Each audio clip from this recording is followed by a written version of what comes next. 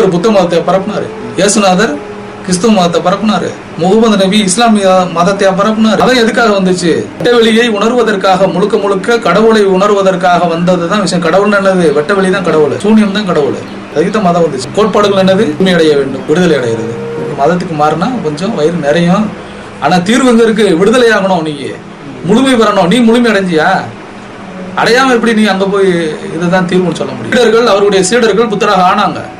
அதுக்கடுத்து அவங்க அதுதான் பிரம்மச்சரியம் எடுத்து அவங்க கூட இருந்து அதுக்கடுத்து என்ன செஞ்சாங்க? மதத்தை போய்க்கல, நம்ம தானே உணர்ந்ததா எல்லாத்தையும் பகிர்ந்துக்கிட்டு போனாங்க. எல்லார் வீட்டுக்குள்ள எல்லாரும் பிரச்சனையும் இருக்கா இல்லையா? யாரும் யாரையும் திருத்த முடியாது. இருந்துவது நீயே மாற முடியல மதத்துல இருந்து. இப்ப இன்னொருத்தனை மாற சொன்னா அவன் மாறுவானா? அதனால யாரும் என்ன செய்யாதீங்க, விடாதீங்க. இந்த மதம்னா இந்த மதத்தோட வச்சுக்கோங்க, அவங்களுக்குள்ள பேசிக்கிட்டு. புதுமை பெற்ற மனிதன் எவன் என்ன செய்ய மாட்டான்? மதம் மாற சொல்ல மாட்டான். புத்த மதத்துக்கு மாறுறது நல்லதா இல்ல புத்தரா ஆகுறது நல்லதா? இந்து மதம் மாறினாலும் எந்த மதம் மாறினாலும் சரிதான்.